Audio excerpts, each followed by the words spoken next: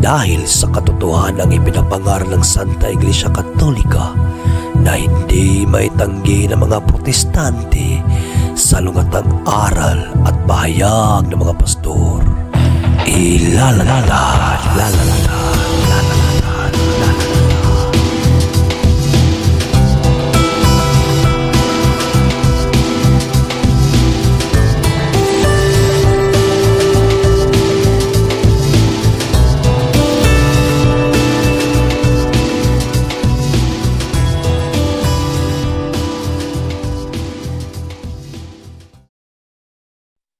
Bag sauce in hand.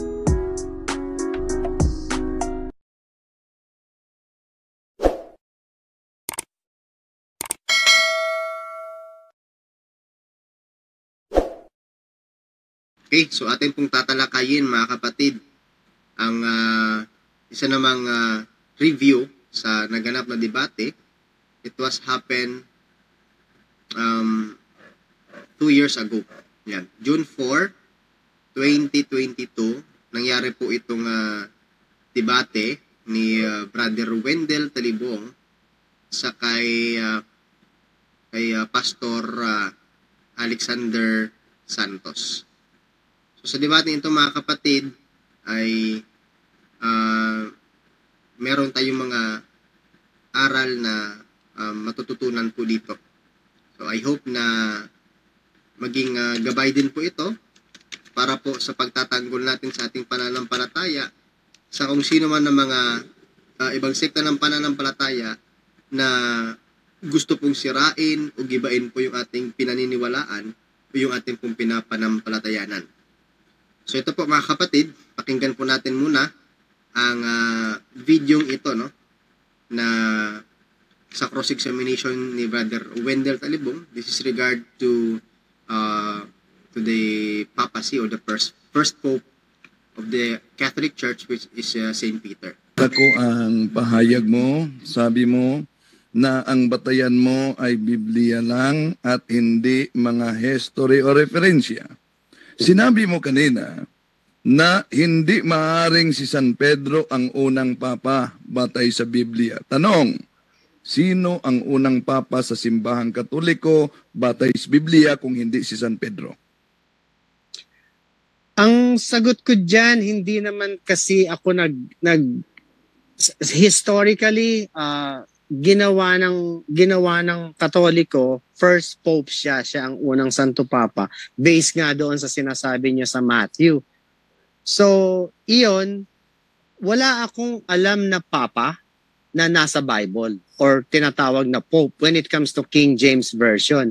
Kasi ang alam ko kasi, meron silang transition ng pag-uusap ng mga tinatawag na doctrines. Kagaya ng sinabi ko kanina, iba ang doctrines na binigay ni Jesus Christ na natutunan nila Apostle Peter at iba rin yung ginawa niya kay Apostle Paul na sinabi nga ni Apostle Paul, this is my gospel. Pero pagdating sa Pope, wala akong big evidence na ang Pope ay kailangan nating i-declare na first Pope.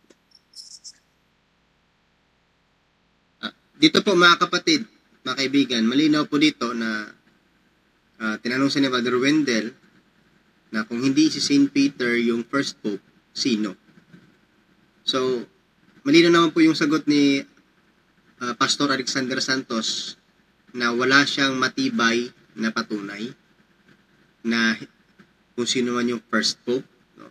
Wala siyang matibay na patunay. So, in short po mga kapatid, ang kanya pong statement o paniniwala na si San Pedro ay hindi yung first Pope ng Iglesia Katolika, yun pala ay bunga lamang ng kanyang pag-iisip. No? It is not found in reality.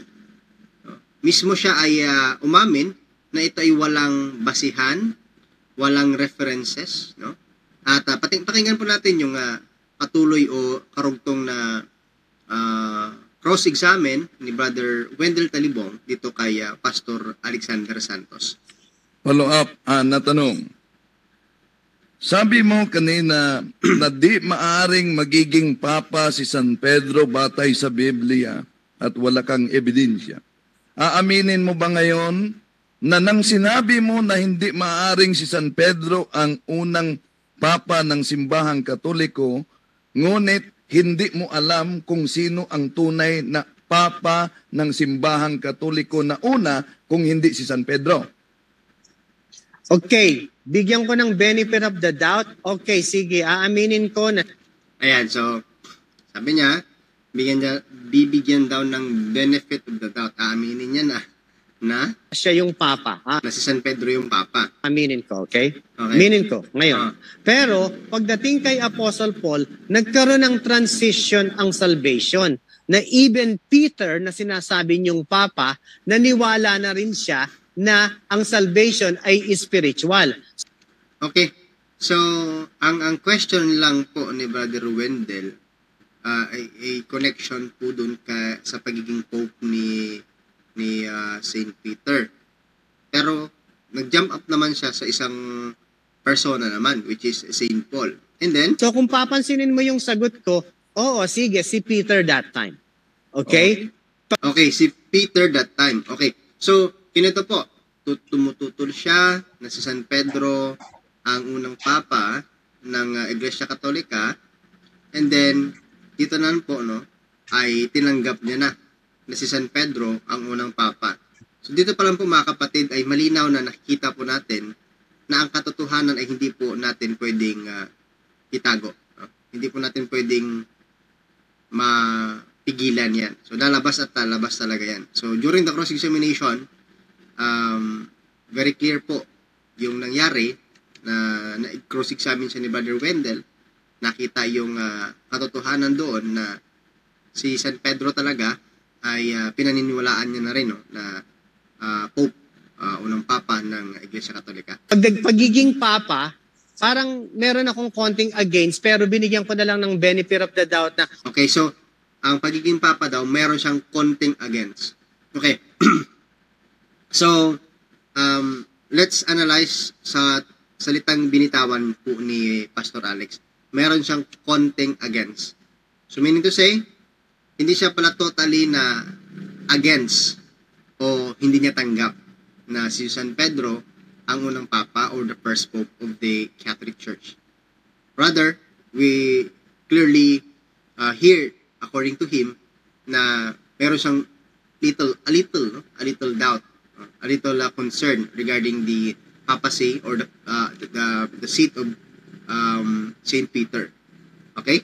okay, right now, let's praise Peter right now. Pero years later, napunta kay Apostle Paul ang doctrines, di ba? Ng salvation. So, yung issue po ay papacy. Pero bakit ini-insert yung salvation? Ewan ko lang kung saan po nakafocus si Pastor Alexander Santos during the time na palitan siya ng argumento dito kay Brother Wendell. Malinaw naman po dito mga kapatid na ipinapahiwatig na siya ay tutol siya, no, sa pagiging Pope ni Saint Peter. But then, sa kabila ng kanyang pagtutol, ay natanggap pala niya, no, na si San Pedro ang Pope. Pero meron siyang konting pagdududa dito or against, no, sabi niya. Meron akong konting against, sabi niya. So a little doubt, little thing na hindi niya po na natatanggap. But generally, no, he also accepted that Saint Peter is the first pope of the Catholic Church. Pero yun nga, yung pero niya, iniiba niya pinupunta niya sa ibang issue tungkol sa kaligtasan. Lahat naman kasi ng apostoles ay pinangaralan ng Panginoong Hesus regarding salvation. Lahat po sila. Yung pangangaral nila ay regarding salvation. Kaya, no need mo na ipinasa pa kay San Pablo. No. Hindi po pinasa kay San Pablo yung seat o yung pagiging Pope. Never. Ay kung magkaganyan, ibasahin mo sa akin na yung seat or yung pagiging Pope ni Saint Peter ay pinasa kay San Pablo. Meron ka bang mababasang ganoon, Pastor Alex Santos? ay for sure ako na wala kang mababasa na yung seat, no, sa Bible mismo, yung seat ni Saint Peter, yung pinagkaloob sa kanya ng Panginoong Jesucristo. Remember in John chapter 20, John chapter 21, no, sinabi ng Panginoon na feed my sheep, di ba? 3 times na sinabi ng Panginoong Jesucristo sa kanya yan. And then, ngayon, so, malinaw po dito na inapapakita sa atin na siya mismo, no, dahil sa cross-examination talaga lumalabas yung totoo. Siya mismo ay agree na si San Pedro ay unang papa ng Catholic Church. Patuloy po natin. So, bakit tayo nakatigil lang sa papa? Bakit hindi natin ipinapasok yung gospel of truth na inireveal ni Jesus Christ kay Apostle Paul na sinabi niya, according to my gospel from Jesus Christ? Bakit hindi natin sinasama yon? Sunod na Ayan, so, siya yung nasa under cross po siya, pero nag-iwan po siya ng tanong. So actually, it is acceptable naman na kumbaga yung sagot niya ay part ng sagot niya yung tanong na yon. But then, kailangan talaga na mag-focus sa kung naman yung topic. Wala namang problema tungkol sa kung pag-usapan yung salvation. But then, may topic na tungkol po sa pagiging first pope ni San Pedro. Ngayon, follow-up ni Brother Wendell ay ganito. tanong. No, huwag mo na mana akong tanungin. Dahil ako Ayan, so sabi ni Brother Wendell, mula akong tanungin, dahil under cross ka pa. See? magtanungin ka. Hindi, hypothetical lang. Kaya nga sabi ko kanina, so yun yung part ng kanyang pagsasagot. Okay? Patuloy pa. So, sunod na tanong. Sinabi mo kanina na magiging antichrist ang Roman Catholic din. Binanggit mo yan kanina. Dahil sa Mother Church. Tanong, dahil ang Roman Catholic ay pwedeng magiging antichrist dahil sa Mother Church, itong Roman Catholic na ito, kung di si Kristo ang nagtatag batay sa Biblia, sino ang nagtatag sa Roman Catholic? Ayan. Ito na po mga kapatid yung maganda. No? Na magandang basihan. No? Na, yan. So, kung hindi si Kristo ang nagtatag ng Catholic Church, dahil disagree siya na si Kristo ang nagtatag ng Iglesia Katolika. Now, the question is, kung hindi nga si Kristo ang nagtatag, sagutin ang tanong, sino? Sasagot kaya nito ni Pastor Alexander Santos ng tama ang katanungan. So, we will see po mga kapatid kung masasagot nga ba, no, yung katanungan ni Brother Wendell itong si Pastor Alexander Santos. Sige. Pastor, pasok. Ang tao kasi Yun. Yan. So, kita nyo po, narinig nyo po na clearly, no? Sabi ni Brother Wendell, tanong sa kanya, kung hindi si Kristo ang nagtatag ng Catholic Church, sino? Ayan. So, safe na pagsagot ni Pastor Alexander Santos para hindi siya hingan ng another back of references. Sabi niya, ang tao. Ito. Sige po, patuloy, Pastor. ang tao na nagtatag niyan ay tinawag at ginamit ang salitang Pope. Ayan. Ang tao daw na nagtatag ay ginamit ang salitang Pope. Ayan. Which is, again, ginamit nyo na ginamit din na ama, kinukuha nyo sa Biblia, no? Pero ang talagang meaning, if you are against this, mga kapatid, alalahanin nyo po, remember, the question of our Brother Wendell Talibong ay, kung hindi si Kristo ang nagtatag, sino? Bakit napunta naman siya? Parang palaka, no? Talon ng talon, tapos iba naman yung topic na kanyang pinagsasabi. No? Sana naman talaga, kapag tinatanong, ipasok naman yung sagot sa tanong. Yan, no? then I'm wrong. Ang Talaga naman mali ka. Kasi hindi naman tao nagtatag ng Iglesia Katolika. meaning ng Catholic ninyo ay Universal Church. ang tawag sa RCC is Roman Catholic Church. Pero pagdating sa loob ng Roman Catholic Church, nandoon din si Jesus Christ, nandoon din si Mary, nandoon din si Paul at Ayan. So, kasi sa loob ng Catholic Church, nandoon ang totoong Jesus. Kasi sa loob ng Catholic Church na kung saan ang founder ay si Jesus Christ, totoo. Nandoon talaga si Jesus Christ, nandoon si Mama Mary.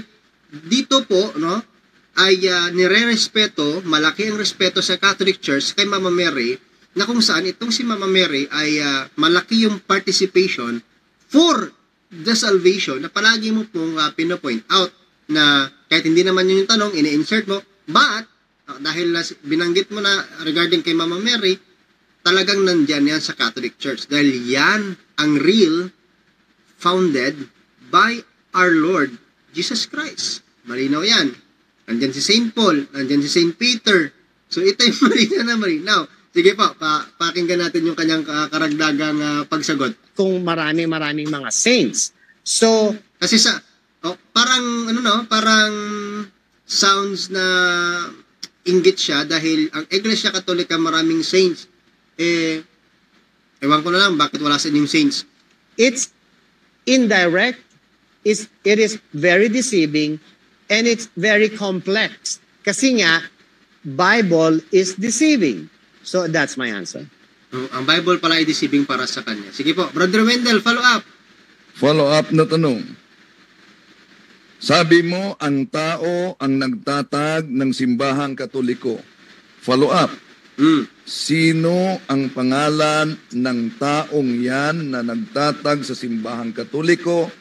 Saan niya itinatag ang Roman Catholic Church? At kailan niya itinatag ang Roman Catholic Church na sabi mo, tatag lang ng tao? Ayan, ito na. Ayan. Dahil nagbitaw siya ng salita na ang nagtatag ng Catholic Church ay tao.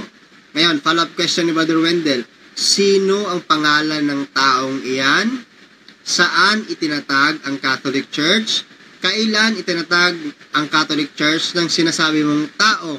Ayan. Sige, may papakita kaya nitong Pastor Alexander Santos ang kanyang referensya, ang kanyang mismong patunay, who is the founder of the Catholic Church na tao na sinasabi niya. Okay? Okay, bibigyan ko kayo ng alam ko. I may be wrong here kasi hindi ako masyadong magaling sa history. Ang pagkaka-research ko ay nung after the Dark Age na pinagbabawal sa Roma yung After the Dark Age daw. So, alam niyo po mga kapatid, okay, so aminado naman po si Pastor Alexander Santos dito na sabi niya, hindi naman siya magaling sa history. So, okay, dahil inamin mo rin po, Pastor Alexander Santos, na hindi ka magaling sa history, therefore I will believe in the history, in the Book of Knowledge, Volume 16, page 287, that Jesus Christ is the founder of the Catholic Church. Ayan. Dahil inamin po niya mismo, hindi siya po magaling sa history. Therefore, napakalinaw po dito mga kapatid, mga kaibigan, na sa naganap na cross-examination po ni Brother Wendell kay Pastor Alexander Santos, malinaw po dito na inamin po na unang-una sa issue po kay San Pedro na inamin po ni Pastor Alexander Santos na okay, si San Pedro yung unang Pope ng Catholic Church. Inamin niya yun. Pero meron lang daw siyang konting against. Okay. Now, secondly, sa pagtatag naman ng Iglesia Katolika, sabi po ni Pastor Alexander Santos, tao daw ang nagtatag. Pinalo-up question siya ni Brother Wendell Galibong, sino ang taong yan? At sino ang pangalan ng taong yan? Saan niya itinatag? At kailan niya itinatag ang Catholic Church ng taong yan? So ano po yung sagot? No? Sabi niya, hindi po ako inamin niya naman na hindi po siya hindi niya kabisado ang history. Kumbaga, hindi niya line yung pag-aaral sa history. But, meron siyang nakuha lamang na some information. Pero sa Dark Age daw, before the Dark Age, Catholic Church existed already. Therefore, doon pa lamang, no? Doon pa lamang sa kanyang sinabi ay nako. Wasak na po yung kanyang argumento. Dahil unang-una sabi niya hindi naman expertise yung history, kaya nga I will believe sa nakasulat po sa history. The New Book of Knowledge, volume 16, page 287, that Jesus Christ is the real and the only one founder of the Roman Catholic Church. Ayan po mga kapatid, mga kaibigan. I hope that next time po, no, if maka-encounter po tayo mga kapatid at mga kaibigan ng mga ganito, no, ng mga kapatid natin sa ibang sekta ng pananampalataya na nanunulog sa ating pananampalataya, and then patuloy po na ginigiba o sinisira yung ating paniniwala. So, i-cross-examine po natin. Tingnan po natin yung bigat ng argumento. Okay, ulitin po natin. Sa paniniwala na first pope si St. Peter, naniwala po si Pastor Alexander Santos doon. Okay? Dahil, ganito po. Kasi, against siya, that St. Peter is not the first pope. Then, hinanapan siya. Kung hindi si San Pedro ang unang papa, sino? Sabi niya, inamin niya rin na wala siyang matibay na ebidensya kung sino. So, ibig sabihin, galing lang po yun sa kanyang sariling pag-iisip. Sa kanyang imahinasyon lang yun na hindi si St. Peter yung first pope of the Roman Catholic Church. Second, sa pagkatatag ng Iglesia Katolika, kung hindi si Kristo ang nagtatag dito, kung hindi si Jesus Christ ang nagtatag, sino? Sabi niya, tao. Okay, sinong taong yan? Anong pangalan ng tao? Saan tinatag? Kailan tinatag? Hindi naman siya sigurado sa kanya mismong na-research. No? Kasi, yun lang pala ang nalaman niya. So, ibig sabihin po, mga kapatid, no, may chance talaga if you are open sa pagtanggap ng katotohanan, no, Pastor Alex, there's a big possibility talaga na yayakapin mo ang katotohanan na ang Iglesia Katolika ay itinatag ng nag-iisang Panginoong Jesucristo. So I hope na ito po ay maging malinaw po sa ating lahat. Sana po, no, mga kapatid, ay patuloy po nating tangkilikin, no, ang mga ganitong program. So ipagpatuloy natin ipagtanggol ng ating pananampalataya sa sinumang naninira dito. Sa Diyos po ang lahat ng papuri, kadakilaan, magpakailanman.